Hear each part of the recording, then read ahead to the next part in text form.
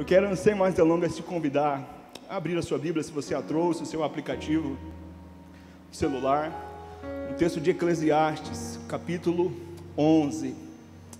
O pastor começou essa reunião dizendo que era um convite para que estivéssemos sentados à mesa.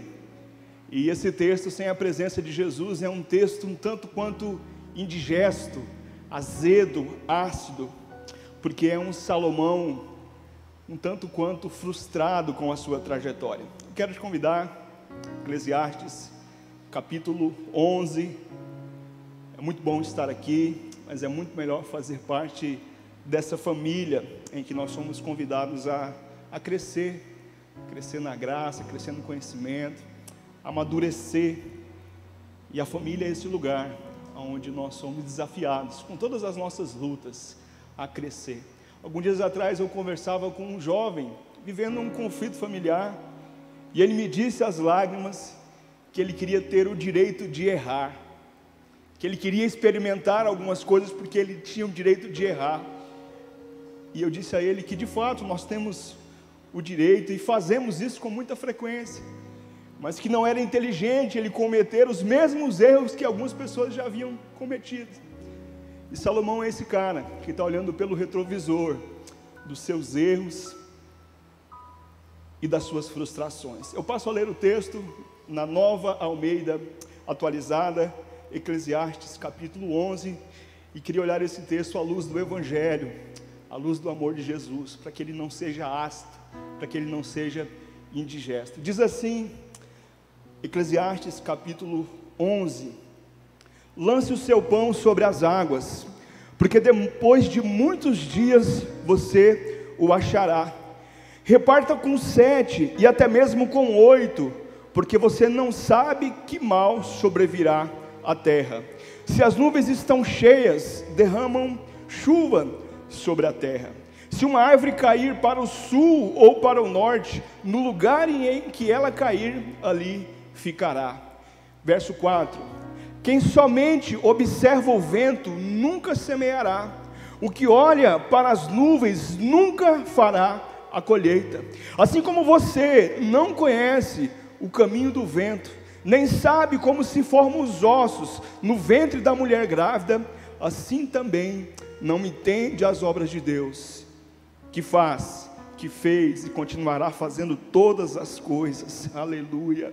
Semeie a sua semente de manhã, e à tarde não fique de braços cruzados, porque você não sabe qual irá prosperar, se esta, se aquela, ou se ambas serão igualmente boas.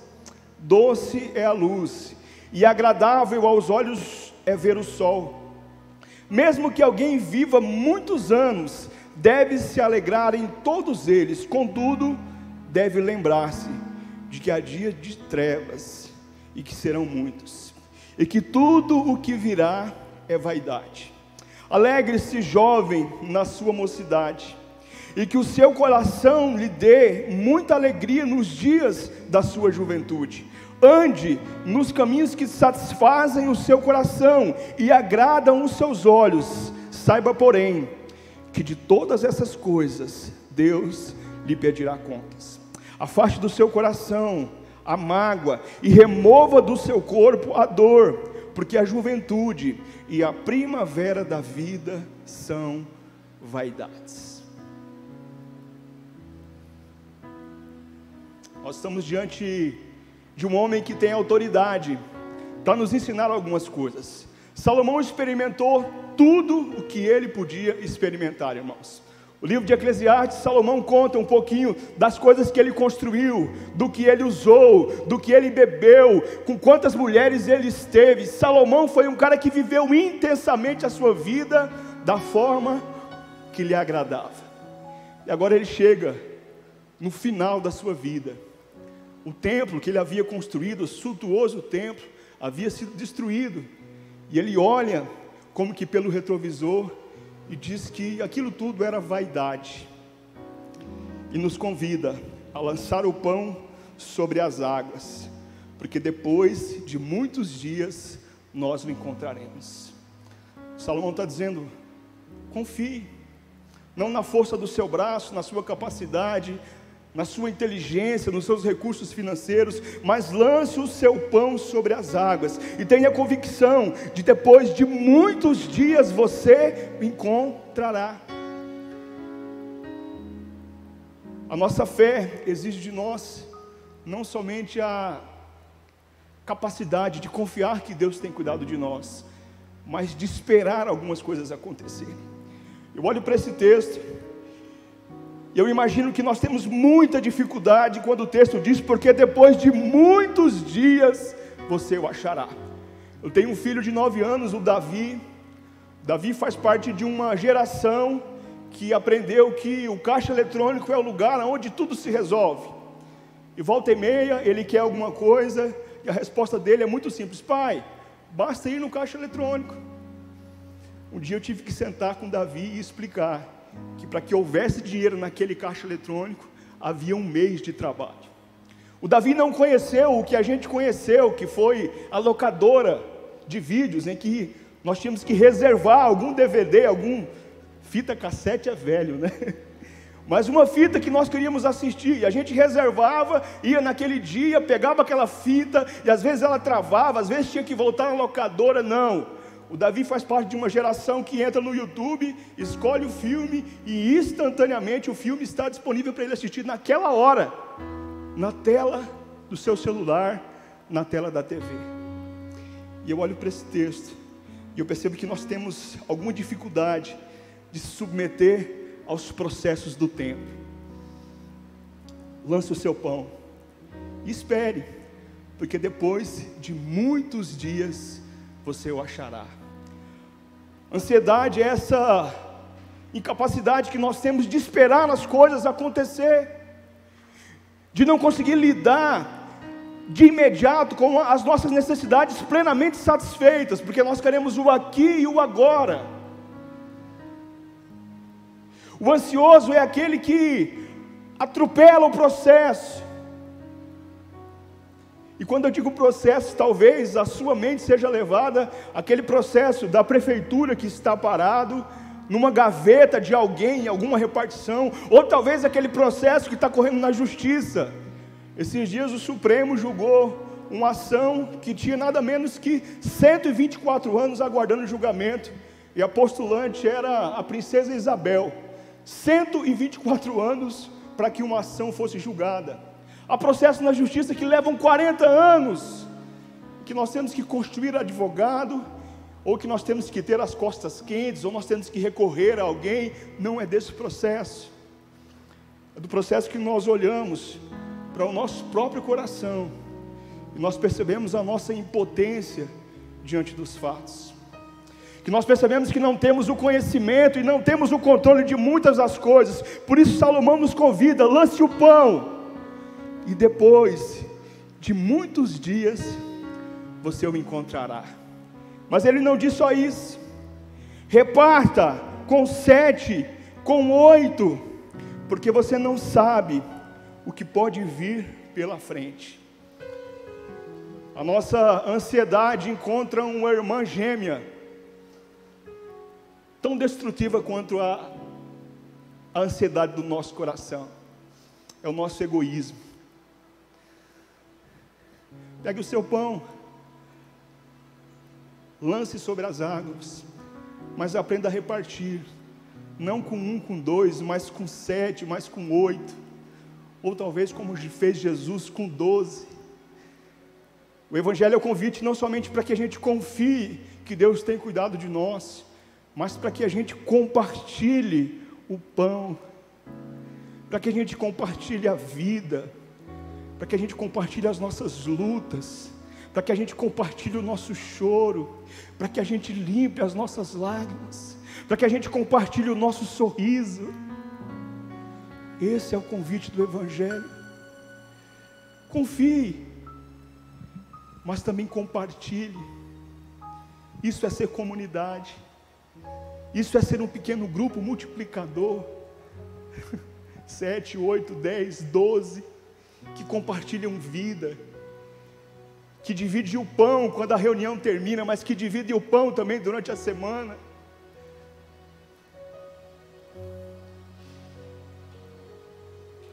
Mas o fato é que nós gostamos de pilhar os nossos celeiros. Quando a colheita está bem, nós arranjamos um jeito de guardar numa poupança, de capitalizar, de investir, porque afinal de contas, se o meu irmão não está bem, o problema é dele, porque talvez ele não tenha estudado, ou porque talvez ele seja um preguiçoso, porque talvez ele não tenha tido as oportunidades. A Bíblia, a mensagem, traduz esses 2 versos com verbos diretos. Não acumule, reparta e seja uma bênção. Somos chamados, e Salomão, olhando para o retrovisor da vida, nos convoca a confiar e compartilhar. Sabe, querido, quem ama de verdade, e muito me toca quando aparecem os vídeos daquelas crianças no Nepal, passando lutas, dificuldades, sem pai, sem mãe, e nós fazemos a nossa oferta, e é semente lançada no reino de Deus, mas quem ama de verdade, ama quem está perto. Jesus, certa feita, foi questionado, quem nós deveríamos amar? Ele disse, ame aquele que está perto. Ama de verdade, querido, quem ama aquele que está perto, porque é fácil amar quem está longe. Nós não sentimos o cheiro dele, nós não temos que lidar com a sua chatice.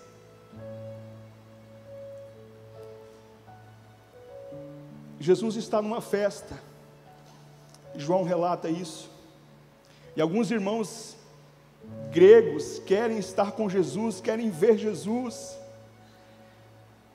e Felipe diz, olha Jesus, tem uns irmãos aí, uns gregos, e eu imagino que os gregos eram caras bonitos assim, afeiçoados, inteligentes, a Grécia é o berço da intelectualidade, e Jesus diz que iria receber aqueles irmãos, e Jesus diz algo para eles e para nós nessa noite, em verdade lhe digo, se o grão de trigo caindo na terra não morrer, ele fica só, mas se ele morrer, ele produz fruto. Eu quero ler de novo. Em verdade digo a você nessa noite, se o grão de trigo caindo na terra, ele não morrer, primeiro, ele fica só, mas se ele morrer, ele produz fruto. Nós estamos no desafio de crescer, queridos, e para que você cresça, você tem que estar disposto a morrer para muitas coisas, e o egoísmo é a primeira delas. Lance o seu pão sobre as águas, você o encontrará, e você o dividirá, com 7, com 8, com 10, com 12, o texto continua, no verso 4, Salomão diz para mim e para você, quem somente observa o vento, nunca semeará, e o que olha para as nuvens, nunca fará a colheita. O verso 6, semeia a sua semente de manhã, e à tarde não fique de braços cruzados, porque você não sabe qual irá prosperar, se esta, se aquela, ou se ambas serão igualmente boas.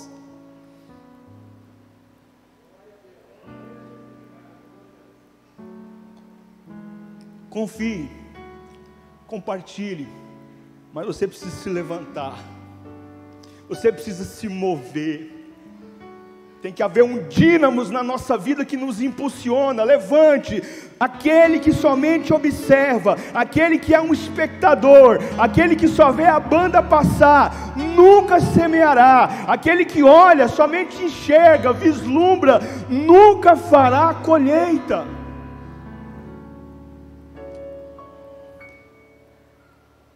Duas palavras são chaves em Eclesiastes. A primeira é vaidade. O velho Salomão, para ele tudo é vaidade, tudo é bolha de sabão, tudo o vento leva, tudo se dissipa, porque ele agora é um velho amargurado mesmo. Mas há um segundo tema no livro de Eclesiastes, que é o trabalho. trabalho, e a outra expressão equivalente é debaixo do sol. Vaidade, trabalho e debaixo do sol são as expressões mais recorrentes nesse livro. Salomão não se acomodou no seu reinado. Ele construiu, arquitetou-se, plantou, colheu. Sabe por quê, querido? Porque o futuro não está pronto. Quando a Bíblia diz que os nossos dias estão escritos no livro da vida, é poesia. Está dizendo que Deus tem um lugar preparado para nós, que Ele nos ama, que o nosso nome está escrito no livro da vida, mas que se você não levantar todas as manhãs, arregaçar as suas mangas, pedir a bênção do Senhor e for para a batalha, você será como esse e como essa, que observa o vento, que nunca semeia, que só olha para as nuvens e nunca terá colheita.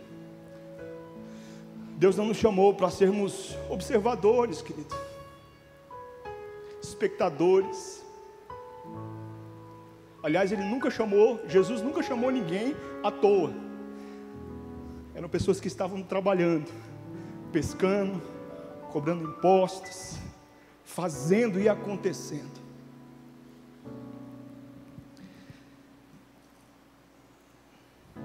Às vezes nós levamos a nossa vida como o melô do Chico Buarque. Tava à toa na vida, o meu amor me chamou para ver a banda passar, cantando coisas de amor.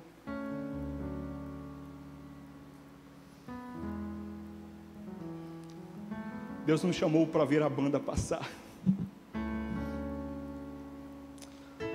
Deus nos chamou para construirmos a nossa história na dependência dEle. O apóstolo Paulo, na confusão que foi a comunidade de Corinto, faz uma lembrança para aqueles irmãos. Olha, eu estive aí, eu limpei a terra, eu adubei, eu preparei, eu plantei, eu saí. O Apolo ficou aí, regando, cuidando de vocês, pagando um preço, mas é o Senhor que dá o crescimento. Não é a força do nosso braço. Alguns dias nós tivemos um testemunho muito gostoso aqui do irmão Carlinhos Leite. Lá vem o irmão, cheio de unção, para orar, para orar, para orar. Eu fui abençoado, mas quando a irmã subiu aqui, a esposa dele, ela disse algo que mexeu muito comigo. Ela disse que depois da tempestade não vem a bonança. Depois da tempestade vem a limpeza. É necessário retirar os escombros, é necessário limpar a casa, é necessário reparar aquilo que precisa ser reparado. Conversava com o Antônio esses dias e eu falava para ele que eu tenho tiririca no meu terreno. Eu nunca plantei tiririca, mas a praga não precisa ser plantada, ela nasce. O inimigo está querendo jogar sempre joio no meio do trigo. E eu falei, Antônio, a gente corta, cara. A grama, 2 dias a tiririca está sobressaindo. Ele falou, Roger, você precisa ir lá com a mão, cara. Arrancar uma por uma. Não foi, Antônio? Cadê o Antônio? O Antônio está aí. É na mão, cara. Você precisa limpar o terreno. Você precisa arrancar praga, para que haja colheita, para que haja plantio. A tiririca, a erva daninha precisa ser tirada. E há esforço, querido. Há trabalho. Lance a semente. E é tão distante para a gente essa realidade rural. Mas você pode lançar um sorriso sobre a vida de alguém. Você pode lançar uma amizade sincera, leal. Você pode lançar a divisão de um pão com aquele que não tem.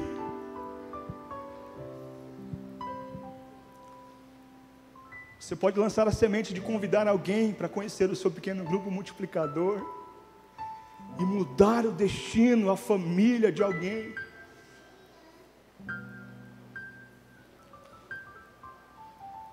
A rabugice do Salomão continua.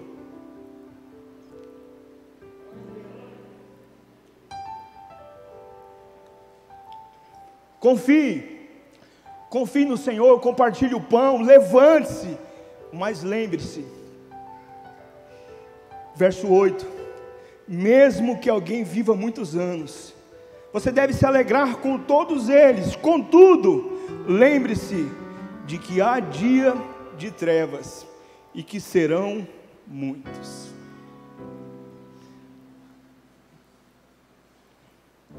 Nós precisamos enfrentar os dias maus, irmãos. Nós olhamos para essa cena do que está acontecendo ali na Ucrânia e o nosso coração se enche de aflição, de preocupação, que irá acontecer.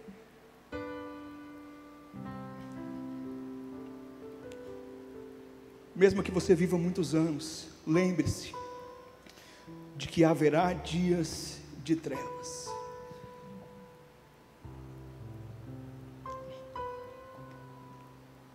Nós tendemos a pensar que o contrário da fé é a dúvida. E o contrário da fé não é a dúvida, irmãos. O contrário da fé é o medo. Eu tenho muitas dúvidas. Algumas pessoas se aproximam de nós achando que nós temos as respostas teológicas. E nós não temos. Porque o contrário de fé não é dúvida, é medo. Há quem olhe para uma nuvem carregada e só veja a tempestade. Há aqueles que olham para a mesma nuvem e vislumbram uma possibilidade de uma colheita vasta. A mesma nuvem.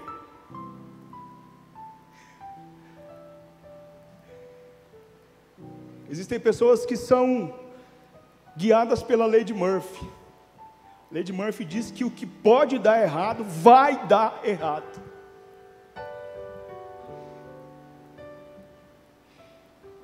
E quando o medo toma conta do nosso coração, nós nos tornamos pessoas pessimistas, irmãos.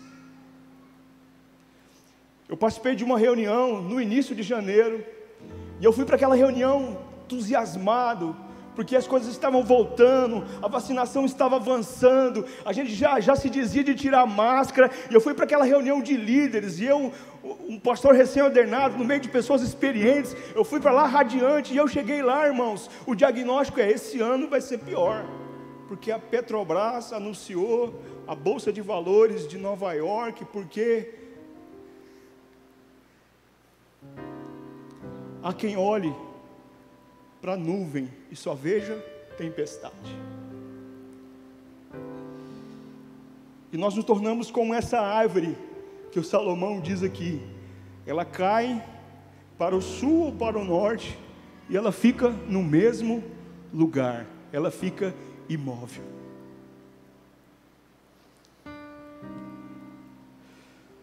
Nós precisamos enfrentar os dias maus, querido. E creia, eu não estou sendo romântico, eu sei o que são dias maus. E eu olho para pessoas aqui, que enfrentaram as suas lutas, os seus dias maus e continuam avançando, porque decidiram olhar para a cruz, porque entenderam que a boa mão do Senhor está sobre nós. Enfrente os dias maus. O Evangelho, meu irmão, minha irmã, é um convite a viver. O Evangelho é um convite para viver.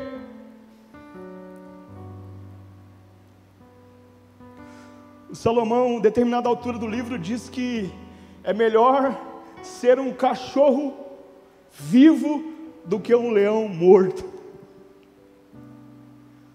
Porque o leão morto não faz mais nada, querido. Não assusta mais ninguém.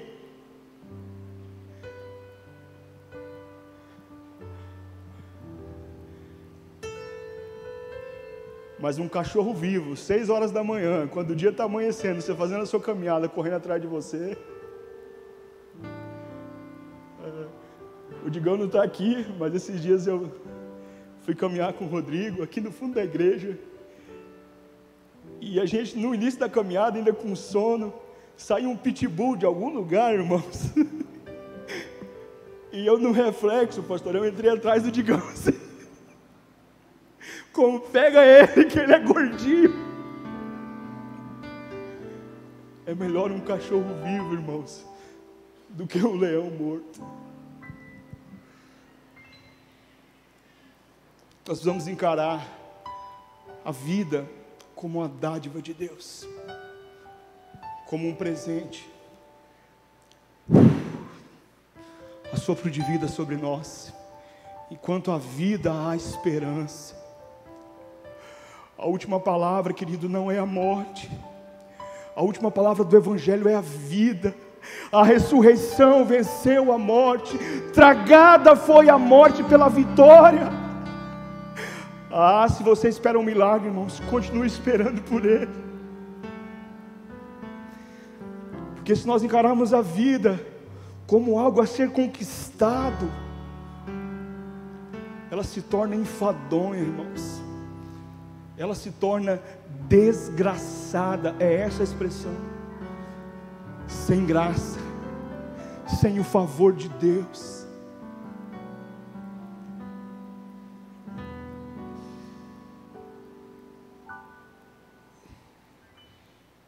Ele olha para a sua juventude e ele fala uma expressão que mexe muito conosco. Ande nos caminhos que satisfazem o seu coração e que agradam os seus olhos, mas saiba, porém, que de todas essas coisas Deus lhe pedirá contas. De verdade, querido, como o seu coração recebe essa afirmação de que Deus um dia lhe pedirá contas? Tem medo no seu coração? Eu conheço pessoas que evangelizam pelo medo, que querem levar as pessoas para o céu não porque Jesus as ama, mas porque o inferno é ruim.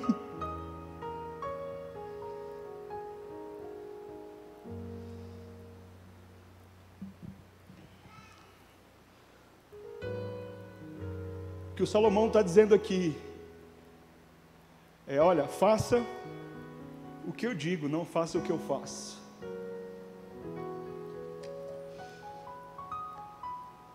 Eu lembro que na faculdade, o Alisson está aqui, estudamos junto. Quer dizer, eu estudava e você ia na minha cola, né? Brincadeira. O Alisson é um amigo querido. E eu lembro, Alisson, que nós conhecemos um autor que era um pastor e ele se dizia ateu.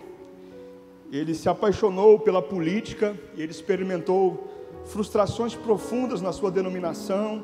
Ele abandonou a fé e ele se dizia ateu, se tornou um importante professor no Brasil, escreveu muito, produziu muito, mas ele se dizia ateu. E olhando para a história de Salomão, eu lembrei de um livro que ele escreveu no final da vida, pastor, já com dificuldade para escrever, com uma doença degenerativa, com os dedos já travados. Ele escreveu uma história, um conto infantil, no final da sua vida. Aquele que se dizia ateu, que deixou de acreditar em Deus, que abandonou a igreja. E ele conta que 3 reis muito poderosos, em diferentes partes do mundo, experimentavam uma tristeza muito profunda. E os 3 reis mandaram chamar os seus sábios. E o primeiro foi aconselhado a construir bibliotecas, a escrever livros, a construir laboratórios. E ele assim o fez. Mas ele percebeu que aquela tristeza ainda pairava o seu coração.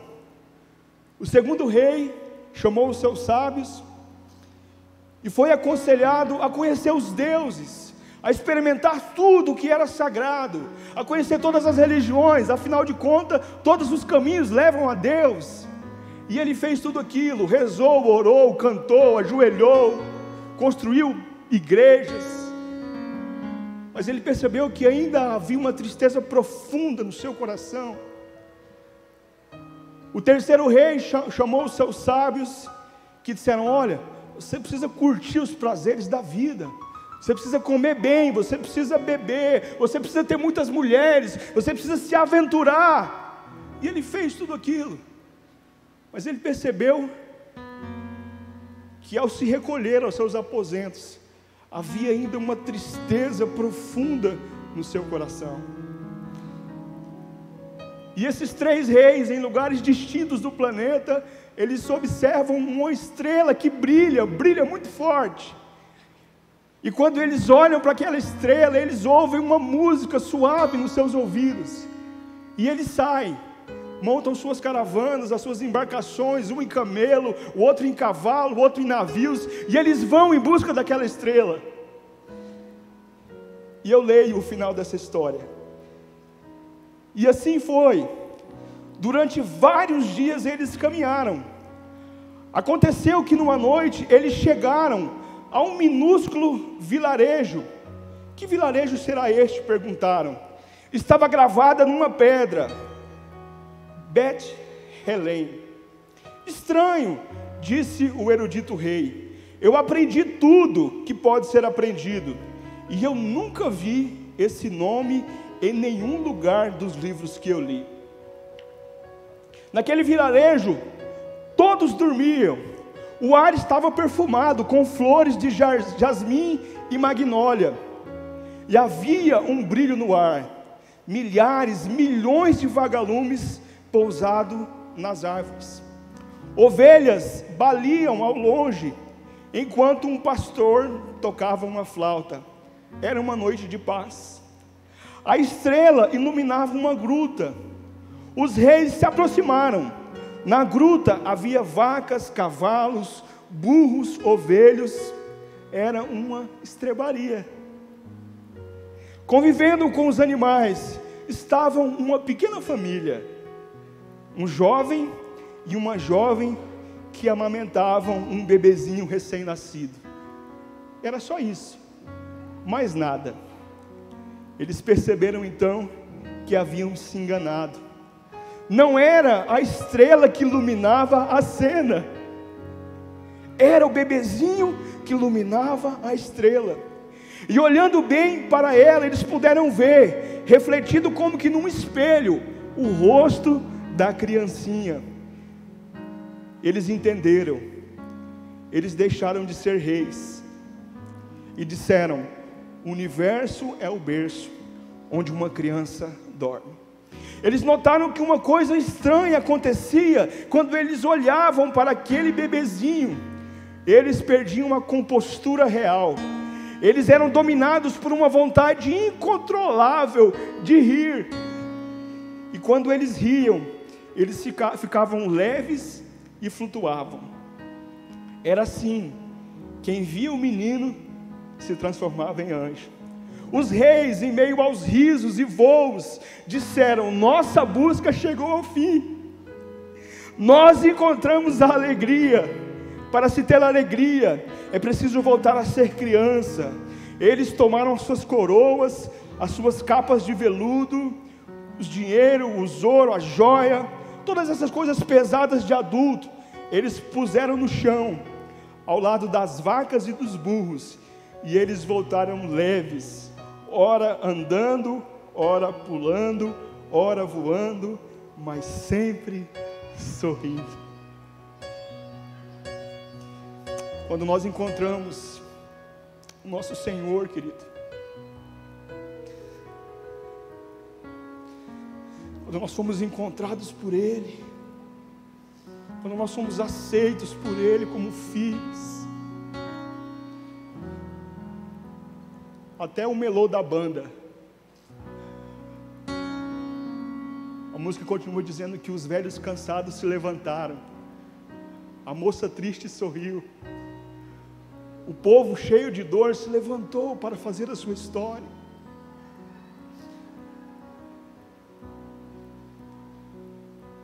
Eu não sei como você entrou aqui nessa noite.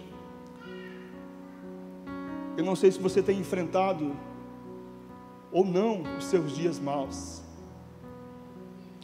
Ou talvez você esteja vivendo bons dias, mas tenha esquecido de que o Evangelho nos convida a compartilhar o pão.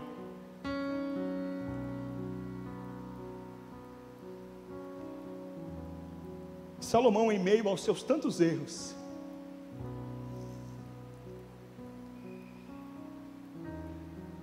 nos diz: olha, eu desfrutei de tudo que eu podia desfrutar. O livro de Eclesiastes encerra exatamente dessa forma. De tudo, a minha conclusão é essa: tema a Deus, guarde os seus mandamentos, pois isso é o dever de todas as pessoas. Quero te convidar a ficar de pé nessa noite, se você puder, se assim você o quiser.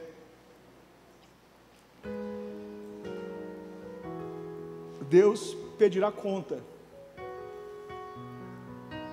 do que você tem feito com a sua vida. O livro de Eclesiastes é um convite para que a gente olhe para nós e veja que tipo de gente nós estamos nos tornando. Porque o tipo de gente nós estamos nos tornando vai dizer o tipo de mundo que nós vamos viver.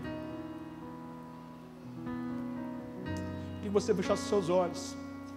Salomão nos convida a confiar, a compartilhar, a levantar-se, sair da nossa zona de conforto, enfrentar os dias maus, porque a boa mão do Senhor está sobre nós. Coloque a sua vida diante de Deus.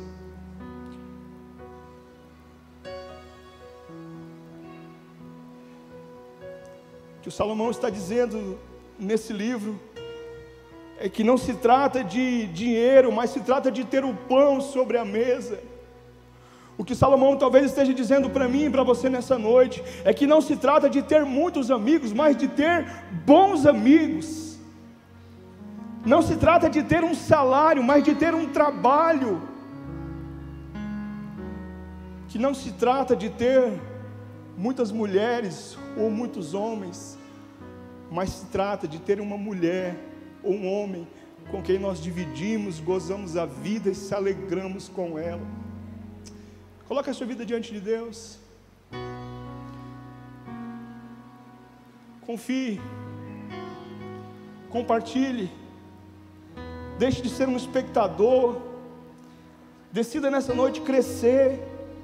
Permita que o Senhor toque em áreas da sua vida que precisam ser reparadas, limpadas, para que haja fruto, para que haja colheita.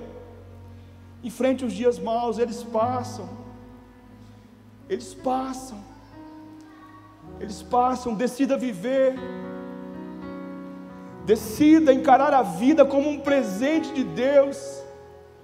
E a vida ganha um novo colorido, um novo sentido, uma nova satisfação, porque essa é a mensagem do Evangelho, há boas notícias para nós. Pai, um dia o Senhor nos pedirá contas, e nós sabemos que os nossos pecados foram perdoados na cruz do Calvário. Nós sabemos que o Seu amor nos alcança, que o Seu amor nos restaura, mas o Senhor nos pedirá conta do que fizemos com a nossa vida.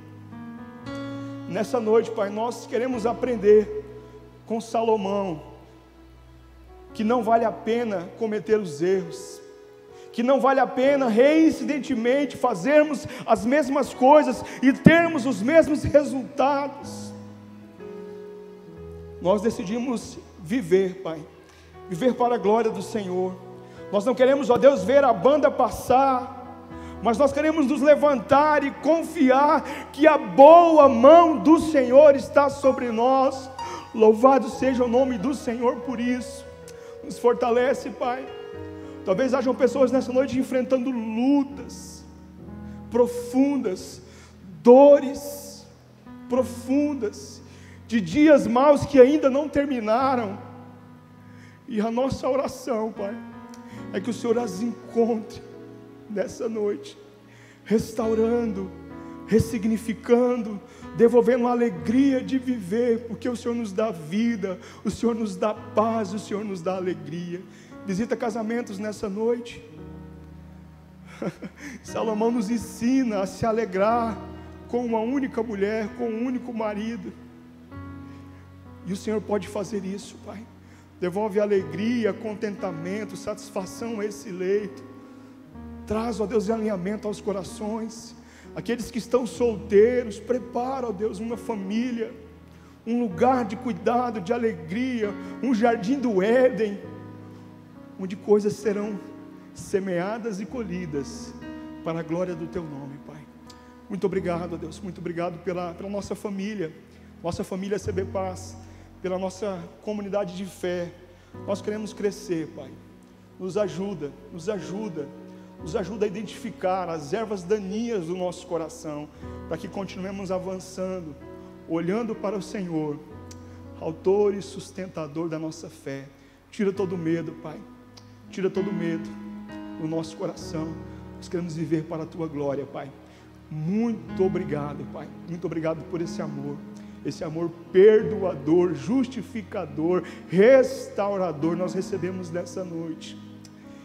Que a graça salvadora do Senhor Jesus, o amor de Deus Pai e as doces consolações do Espírito Santo estejam sobre todo o povo de Deus, sobre a nossa comunidade, em nome do Senhor Jesus. Amém, amém.